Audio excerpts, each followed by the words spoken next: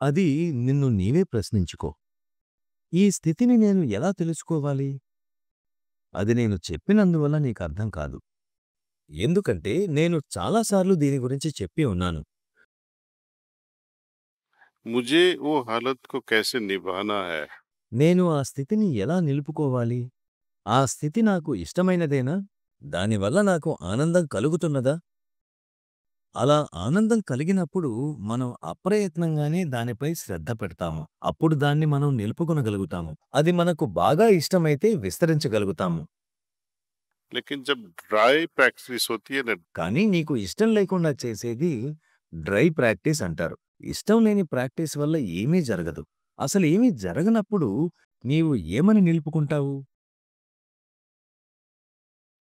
तो पहले तो हालत बनाओ। కాబట్టి మొదట స్థితిని ఏర్పరచుకో. ఆ స్థితే మిమ్మల్ని నడిపిస్తుంది. ఆ కండిషన్ లేదా స్థితిని మనం మోయనవసరం లేదు.